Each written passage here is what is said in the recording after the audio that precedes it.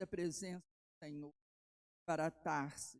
E descendo a Jope, achou um navio que ia para Tarsis. Pagou, pôs a sua passagem e desceu para dentro dele, para ir com eles para Tarsis, da presença, fugindo assim da presença. Mas o Senhor lançou sobre o mar um grande vento e fez-se no mar uma grande tempestade, de modo que o navio estava a ponto a se despedaçar. Então os marinheiros tiveram medo e clamaram cada um ao seu Deus, e alinjaram o mar, a carga, jogaram ao mar a carga que estava no navio para o aliviarem. Jonas, porém, descera ao porão do navio e, tendo-se deitado, dormia um sono profundo. O mestre do navio, pois, chegou a ele e disse-lhe: que estás fazendo, ó tu que dormes? Levanta-te, clama ao teu Deus, talvez assim ele se lembre de nós, para que não pereçamos. E dizia cada um ao seu companheiro: vinde e lancemos sorte para sabermos por causa de quem nos sobreveio este mal. E lançaram sorte, e a sorte caiu sobre Jonas. Então lhes disseram: declara-nos tu agora, por causa de quem nos sobreveio este mal.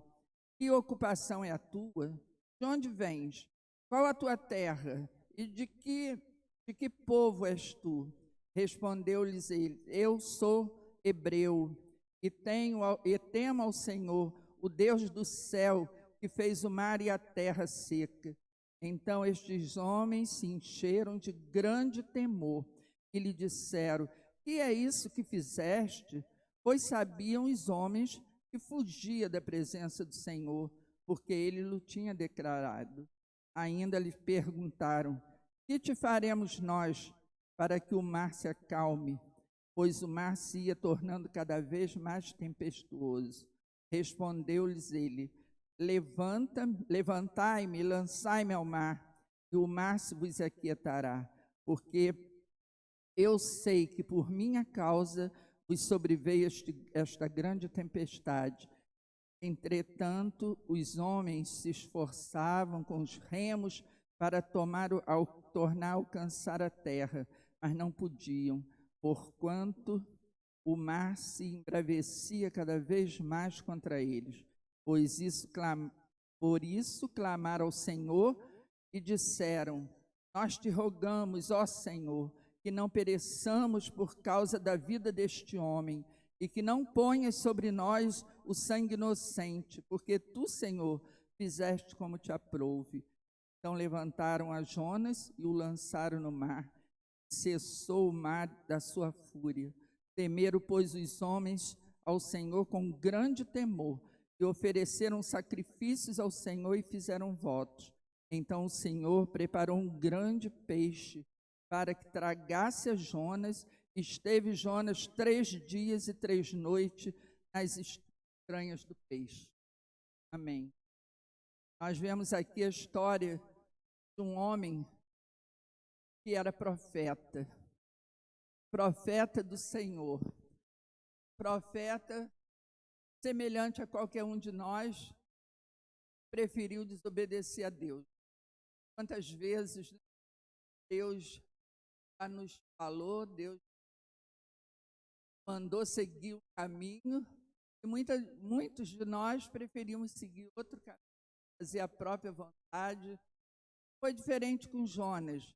E Jonas, quando recebeu Deus a ordem para ir a Nínive, o medo tomou conta do seu coração. O medo é um sentimento, qualquer um. Medo também, Deus escolhesse qualquer um aqui, para subir a favela mais perigosa de Janeiro, de Niterói, olhar para aquele traficante que odeia, poderia jogar até lá no micro-ondas, lá para as pessoas, quem não sentiria medo? Só que Jonas, ele poderia ter se humilhado diante de Deus, Senhor, e confessado medo. Senhor, eu tenho muito medo, eles vão me matar. Ele sabia que aquele povo os moradores daquela cidade, eles eram violentos, eles matavam os inimigos, eles penduravam os corpos em praça pública, eles cegavam os olhos dos inimigos. Então, Jonas sabia disso tudo. Por isso que o medo invadiu o coração dele. Mas ele, ao invés de abrir o coração para Deus e declarar: Senhor, eu tenho medo, vão me matar. Ou então, Senhor, tira esse medo do meu coração, eu quero fazer a tua vontade. Não, ele preferiu desobedecer. E quantos desobedientes, né, nós deparamos no decorrer da vida, que Deus fala, Deus mostra, mas preferem desobedecer. E Jonas não foi diferente. Ele preferiu tomar um outro rumo, pegar um navio para ir para Tarsis, pensando ele que estava fugindo da presença de Deus. Alguém consegue fugir da presença de Deus? A palavra diz que os olhos de Deus estão sobre toda a terra, contemplando, né, os bons e os maus, toda a humanidade. Ninguém pode fugir da presença de Deus, mas Jonas achou que pudesse. E ele tomou aquele navio e foi para o porão daquele navio dormir. Quando a pessoa está longe de Deus, ela não se importa com o que está acontecendo à volta. Deus mandou a tempestade, vento impetuoso, dando contra aquela embarcação, e os marinheiros, homens já escolados, preparados a encarar a tempestade, eles se apavoraram, porque era muito violenta. Então, o que aconteceu? Eles começaram a tirar as cargas e jogá-las ao mar para aliviar o peso do navio, sem saber que o grande peso que estava ali era o próprio Jonas. Por causa dele que estava acontecendo tudo aquilo. Ele estava fugindo da presença de Deus. Ele resolveu desobedecer. É uma lição que nós tiramos também. Quando eu meditei nesse livro, assim, eu achei assim, muito prático para os nossos dias, e é isso que acontece no dia a dia, né, com muitas pessoas. E Jonas ficou dormindo, né, em berço esplêndido, a tempestade assolando e ele lá dormindo. Então, ele era o peso ali dentro. E outra coisa que eu achei interessante, quando aqueles marinheiros, né, quando eles descobriram Jonas no porão, dormindo, e começou a interrogar Jonas, e quando eles vieram a saber que Jonas era hebreu, era servo do Deus que criou céus e terra, olha, o temor entrou no coração daqueles homens. Eles tinham mais temor do que Jonas. Impressionante isso. E Jonas era um profeta. Às vezes a pessoa olha a figura de um profeta como sendo, o bambambam, santo. Não, ele é um humano como outro qualquer. E faz suas escolhas, e muitas vezes escolhas erradas. Então, quando souberam quem era o Deus de Jonas, eles temeram. E eles serviam a outros deuses, mas conhecia já a fama do Deus de Jonas, né? O Criador dos céus e da terra. Eles ficaram apavorados com aquilo e resolveram tirar sorte. Antes disso, né? Tiraram sorte, e a sorte caiu sobre Jonas. Jonas achou que Deus ia deixar ele tranquilo, encoberto. Não, a sorte foi exatamente em cima de Jonas.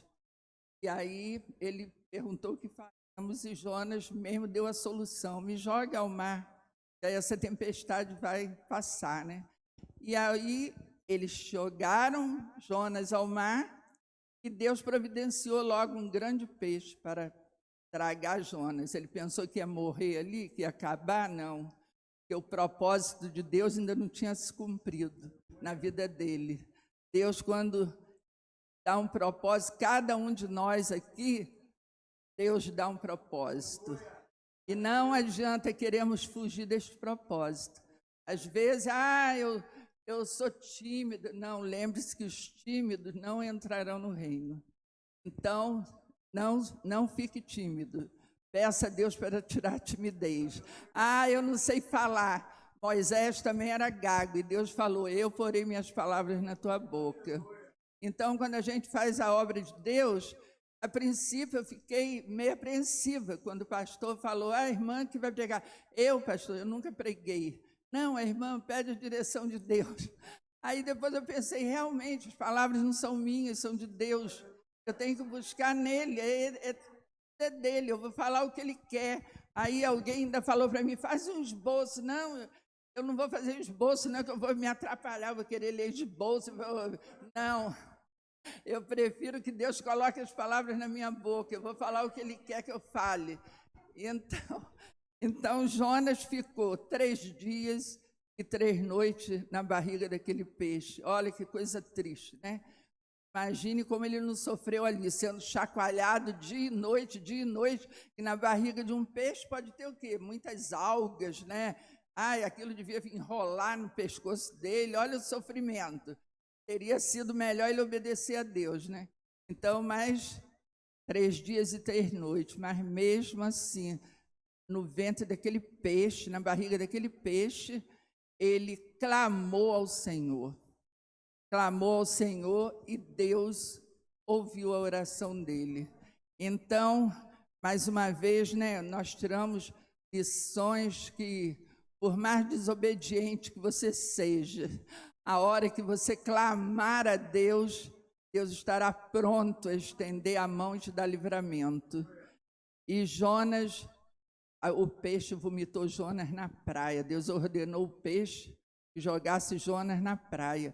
E ele teve que fazer exatamente aquilo que Deus já havia falado com ele, para ir à cidade de Nínive e pregar para aquela cidade, porque a maldade já tinha chegado diante de Deus. E Jonas, eu calculo assim, que ainda com má vontade, Jonas foi percorrer a cidade de Nínive, pregando a palavra.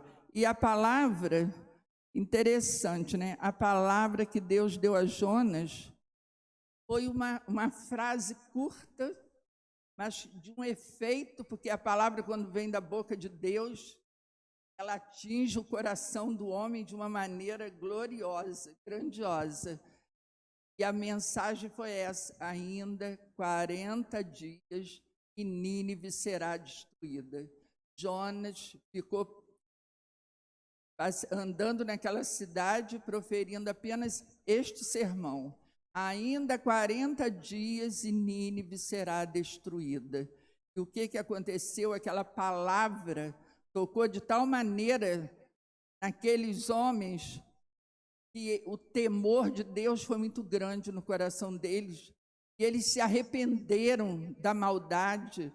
Até o rei, quando soube, o rei desceu do seu trono e proclamou um jejum. Até os animais tiveram que jejuar, nem água poderiam beber. Olha que temor! Eles, que eram incrédulos antes, tiveram mais temor do que Jonas ao ouvir a palavra de Deus. Tiveram mais temor. E no mesmo instante que eles se arrependeram, Deus ouviu e clamaram a Deus. Deus ouviu, porque antes eles não eram povo de Deus, mas desde o momento que creram na palavra, passaram a ser povo de Deus. E lá em 2 Crônicas 7 diz o quê? Se o povo que se chama pelo meu nome, se esse povo se humilhar, orar, se arrepender dos seus maus caminhos, eu ouvirei dos altos céus, perdoarei os seus pecados e sararei a sua terra. E foi isso que aconteceu com os moradores de Nínive. Deus ouviu, clamou, perdoou. E o que aconteceu com Jonas? Jonas ficou feliz com aquilo? Não. Jonas, olha, eu fico impressionada quando eu leio o livro de Jonas. Porque Jonas era para se alegrar. Nem por um instante Jonas clamou a Deus por aquele povo. Intercedeu diante de Deus por aquele povo. Nem por um momento. Ele apenas anunciou a palavra que Deus deu e pronto. Não fez uma oração por aquele povo. Senhor, tenha misericórdia tenha misericórdia desse povo. Não, também não agradeceu a Deus. Senhor, obrigado, porque eu fui um instrumento teu para levar a tua palavra a esse povo que se arrependeu. Não, também nada disso. O que ele ficou? Irado quando ele viu que Deus não destruiu a cidade. Que Jonas queria mais que o circo pegasse fogo, todo mundo morresse, que Deus acabasse com tudo. E Deus, como é um Deus misericordioso e bondoso, Jonas havia se esquecido que Deus usou de misericórdia para com ele quando estava no ventre daquele peixe. E muitos cristãos, nós deparamos com muitos cristãos assim, que às vezes receberam grandes milagres da parte de Deus, mas no momento de agir com o próximo, ele não é misericordioso. Aponta o dedo, acusa e quer mais é que Deus castigue, que Deus faça e aconteça. Jonas não foi diferente. Ele esqueceu que Deus livrou ele daquele tormento onde ele estava, no ventre daquele peixe. Livrou ele da morte. E quando Deus teve misericórdia daquele povo que se arrependeu e clamou a Deus, ele ficou irado, porque ele achava que Deus ia destruir todo mundo, e Deus não destruiu. E aí ele, no capítulo, deixa eu ver aqui, no capítulo 4, mas isso desagradou a Deus extremamente, a Jonas, e ele ficou irado quando viu que Deus não destruiu a cidade. E orou ao Senhor e disse: Senhor, não foi isso que eu disse, estando ainda na minha terra? Por isso que me apressei a fugir para Tarso, pois eu sabia que és Deus compassivo e misericordioso, longânimo e grande em benignidade, e que te iria se arrepender do mal. Agora, ó Senhor, tira minha vida, pois melhor é morrer do que viver. Olha que atrevimento de Jonas. É porque Deus é longânimo, né? Senão, nesse momento, passava o cerol em Jonas. Respondeu o Senhor: é razoável essa tua ira? Deus ainda vai dialogar com ele. Então Jonas saiu da cidade. Olha só, aqui não diz que Jonas ainda se desculpou com Deus, não. Quando Deus fez a pergunta a ele, ele se retirou. Olha que mal criado. Então Jonas saiu da cidade e sentou-se ao oriente dela, e ali fez para si uma barraca, e se assentou debaixo dela à sombra, até ver o que aconteceria à cidade. E fez o Senhor Deus nascer uma boboreira, e fê-la crescer por cima de Jonas, para que lhe fizesse sombra sobre sua cabeça, a fim de o livrar do enfado, de modo que Jonas se alegrou extremamente por causa da boboreira. Aí Deus resolveu dar outra lição para ele. Mas Deus enviou um bicho no dia seguinte, ao subir da alva, o qual feriu a boboreira, de sorte que esta se secou. E aconteceu que, aparecendo o sol, Deus mandou um vento calmoso oriental, e o sol bateu na cabeça de Jonas, de maneira que ele desmaiou, e desejou com toda a sua alma morrer, dizendo: melhor me é morrer do que viver. O profeta. Então perguntou Deus a Jonas: é razoável essa tua ira por causa da boboreira? Respondeu ele, e ele ainda era mal criado. Respondeu ele: é justo que eu me enfade, a ponto de desejar a morte. Disse, pois, o Senhor: tens compaixão da boboreira, na qual não trabalhaste, nem fizeste crescer, que numa noite nasceu e numa noite pereceu, e não hei eu de ter compaixão da grande cidade de Nínive, em que há mais de 120.000 pessoas que não sabem discernir entre a sua mão direita e a esquerda, e também muito gado? Olha só, então E aqui é uma coisa interessante, né? Depois a palavra aqui não diz mais nada sobre Jonas. Se depois desse episódio todo, se Deus continuou usando Jonas. Porque, olha, atrevido, será que tem cristão assim, atrevido, que desafia Deus, e quando está tudo dando errado, não procura olhar para dentro de si mesmo e falar com Deus: Senhor, onde eu estou errando? Por que esse mal me sobreveio? Por que está dando tudo errado? Por que eu não consigo nada? Será que fazem isso? Porque será que o erro está em nós ou está em Deus? Né? Então, é algo assim que nós devemos meditar. E Deus tem um plano na vida de cada um de nós. Ele conta conosco para fazer a sua obra aqui na terra, porque a palavra de Deus é viva e eficaz. À medida que ela é anunciada, é o Espírito Santo que faz a obra no coração. Não importa se a palavra é pequena ou se é grande, o Espírito Santo faz como lhe apraz, né? É Ele quem convence o homem do pecado, do juízo e da justiça. Então, que possamos caminhar em obediência a Deus, porque para Deus o importante é obedecer. Ele diz: se o meu povo, se me obedecerdes, se me ouvires e me obedecerdes, comerás o melhor da terra. É aqui, e o melhor é o que? É o melhor em tudo, em paz, em alegria, em satisfação, em tudo, não é só financeiramente, não. A bênção é completa em todas as áreas, mas isso se ouvirmos a Deus e obedecermos de todo o coração. Obedecer de má vontade, vou fazer isso, vou fazer porque o pastor pediu, porque por mim não fazia. Né? Tem gente que age assim, não fala assim: não, vou fazer porque é para Deus. Para Deus eu tenho que fazer o melhor, eu tenho que, né? Não importa que fulano não quer fazer, ciclano não, eu vou fazer, eu tenho prazer de fazer para Deus. Então, que Deus continue nos abençoando, né? Como Ele tem feito até aqui, e que nós possamos, cada vez que ouvirmos a palavra de Deus, procurarmos meditar, olhar para nós mesmos. Muitas vezes a gente aponta para o outro, né? Fulano que tinha que estar aqui para ouvir isso, ouvir aquilo. Não, somos nós que temos que ouvir e pôr em prática, porque Deus é conosco a cada dia. Ele diz: não te deixarei, nem te desampararei.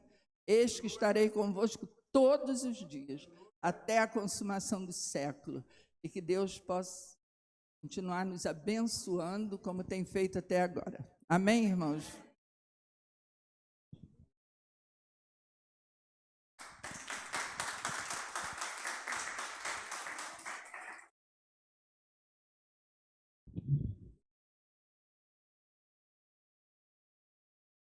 Amém. A gente vai passar a palavra abençoada, diaconesa Soeli.